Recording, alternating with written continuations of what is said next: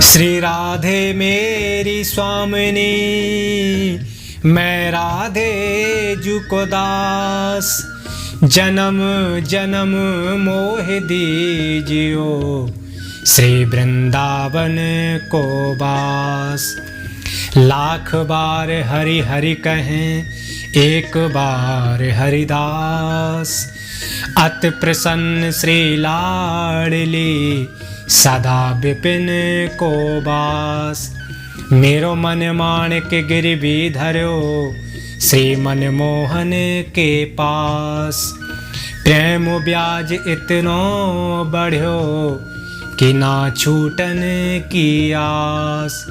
भक्त भक्त भगवंत गुरु, चतुर नाम बको एक। तिनके पद बंदन किए, तो नासक विघ्न अनेक। आप सभी दोस्तों को राधे राधे। श्री कुंज बिहारी श्री हरिदास। दोस्तों, स्वामी श्री हरिदास जी महाराज तानसेन के गुरु, नाम सुना ही होगा आप लोगों ने। शहंशाह अकबर ने बुलावा भेजा। तानसेन नौरत्नों में से एक, संगीत का माहिर अकबर। दुनिया भर के लोग आते थे अकबर के सामने अपनी कला का प्रदर्शन करने के लिए, कि अकबर को हमारी कला पसंद आ जाए, हमारा सम्मान करे अकबर, नौरत्नों में स्थान मिल जाए, इसलिए आते थे अकबर के सामने। अकबर खुद भी संगीत के बड़े जानकार थे। दुनिया भर से संगीतकार आते थे, उनकी कला को सुनते और प्रशंसा भी करते थे, इनाम भी देते थे, लेकिन कहते थे तानसेन की बराबरी के नहीं, तानसेन तानसेन है। एक बार अकबर को विचार आया कि दुनिया भर से संगीतकार आते हैं, कोई तानसेन की बराबरी नहीं कर सकता, इतना महान संगीतकार है तानसेन। तो तानसेन जिसके पास से संगीत सीखा होगा, तो उसके गुरु कैसे होंगे, ये विचार आया अकबर के दिमाग में। अकबर ने दूसरे दिन सभा बुलाई। अगले दिन सभा में अकबर ने तानसेन से पूछा, तानसेन तुम तो महान हो ही, कितने सारे संगीतकारों को मैंने सुना, दुनिया भर के संगीतकारों को सुना, लेकिन तुम्हारी तुलना में कोई नहीं आता, तुम तो महान हो ही। लेकिन प्रश्न ये उठता है कि तुमने जिसके पास से संगीत सीखा होगा, वो तुम्हारे गुरु कैसे होंगे। गुरु की बात जब आई, तानसेन गदगद हो गया। मेरे गुरु, वाह अद्भुत, अरे मेरी तो तुलना ही नहीं हो सकती उनसे। पहाड़ जब तक देखा ना हो तब तक लगता है ऊंट बहुत ऊंचा है, लेकिन ऊंट जब पहाड़ के पास आता है तब पता चलता है कि ये पहाड़ है और ये ऊंट रहा।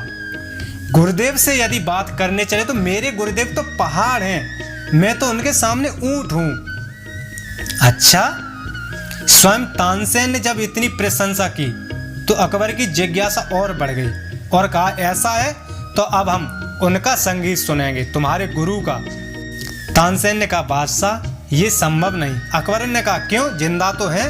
अरे मेरी उम्र लग जाए उनको, बिल्कुल जीवित हैं। अरे तो बुलाओ उनको, हम उनके संगीत सुनेंगे। तानसेन ने कहा, वो आते नहीं ऐसे। क्या नहीं आते?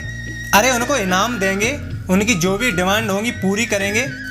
दोस्तों, कई लोग संसार में ऐसे होते हैं, उनको लगता है पैसे फेंको सब हो जाता है। जीवन की जो उच्चतम बातें होती है ना, वो पैसा फेंक कर नहीं होती। अरे पैसा तो बड़ा कंगाल होता है।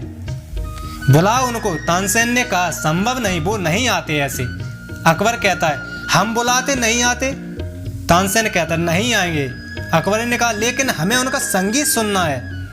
तानसेन ने कहा, एक ही बात हो सकती है, जब वो सुबह प्रातः काल में अपने ठाकुर श्री बांके बिहारी की सेवा करते हैं, तब गाते हैं, जो उनके मन में आ जाए उस समय सुनना है तुमको तो सुन लो, लेकिन उनको मालूम नहीं पड़ना चाहिए, मेरे गुरुदेव को, कि कोई सुन रहा है, क्योंकि वो तो सुनाते हैं केवल अपने ठाकुर श्री बांके बिहारी जी को।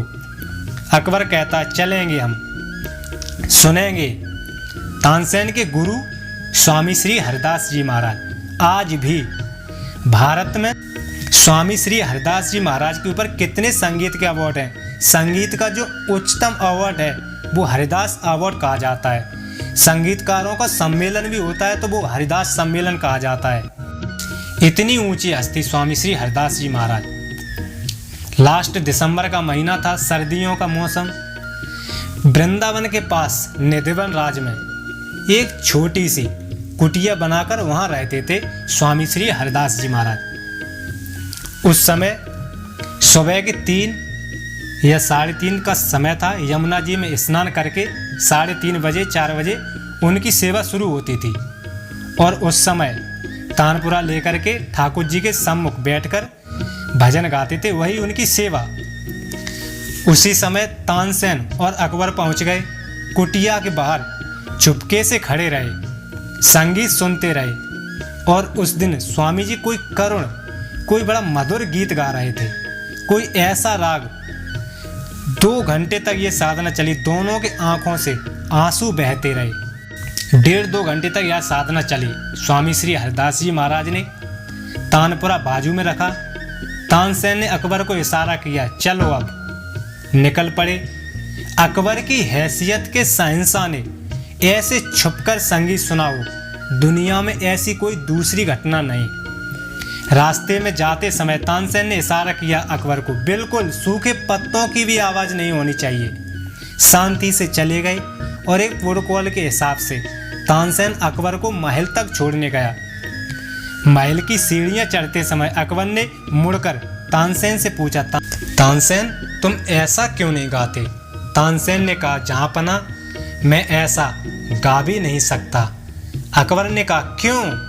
तानसेन कहता, जहाँपना मैं दिल्ली के बादशाह के लिए गाता हूँ और मेरे गुरुदेव दुनिया के मालिक के लिए गाते हैं। ये जो फर्क है, मैं गाता हूँ क्योंकि मुझको सभा में स्थान चाहिए, 9 रत्नों में भूमिका एक चाहिए। चलो ठीक है, संपत्ति बहुत हो गई, फिर भी एक सम्मान चाहिए, समाज में प्रतिष्ठा चाहिए, इसलिए गा रहा हूँ। और मेरे गुरुदेव इसलिए गा रहे हैं क्योंकि उनको कुछ नहीं चाहिए। अकबर की समझ में नहीं आई बात, कुछ नहीं चाहिए फिर भी गा रहे हैं। हाँ, ये भला कैसे हो सकता है? पूछता रहा, ये भला कैसे हो सकता है? न संपत्ति चाहिए, ना नाम क्रम चाहिए, ना प्रतिष्ठा चाहिए, ना वाहवाही चाहिए, कुछ नहीं चाहिए। तानसेन कहता कुछ नहीं चाहिए, फिर भी गा रहे। हाँ, फिर भी गा रहे। अकबर हैरान रह गया, ये कैसे हो सकते हैं कर्मयोगी? न कामना हो, न फल की अभिलाषा हो, न कर्तृत्व का अहंकार हो, फिर भी उनके कर्म श्रेष्ठ। हाँ, ये भला कैसे हो सकता है?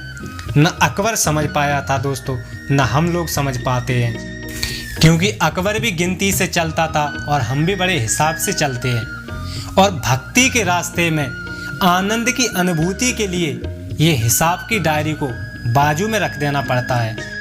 अफसोस यही है, हमने गिनती को कभी बाजू पर रखा ही नहीं। हिसाब की डायरी को संभाले रहने में ही हम अपनी बुद्धिमत्ता समझते हैं। सब कुछ ठीक ठाक होना चाहिए, ठीक ठाक के चक्कर में ही ठोका ठोक हो जाती है। जहाँ हिसाब बाजू पर रखा, जहाँ अपेक्षाएं बाजू पर गई, जहाँ अहंकार को बाजू पर रख दिया, वहाँ जो होता है ये आनंद ही अनूठा है। कर्म फल की अपेक्षा छोड़ देने से फल नहीं आएगा ऐसा नहीं, इनफैक्ट श्रेष्ठ आएगा। और वो जो फल आएगा उसे भगवान का प्रसाद माना जाएगा, क्योंकि मैंने तो कोई उम्मीद की नहीं थी। जो मिला है बांके बिहारी का प्रसाद है। श्री वृंदावन वास मिले, अब यही हमारी आशा है। यमुना तट छाँव कुंजन की, जहाँ रसिकों का वासा है, जहाँ रसिकों का वासा है, जहाँ रसिकों का वासा है। सेवा कुंज मनोहर निधिवन, मनोहर निधिवन, जहाँ एक रस 12 मासा है। ललित किशोरी अब ये दिल बस, उस युगल रूप का प्यासा है, उस युगल रूप का प्यासा है, उस युगल रूप का प्यासा है।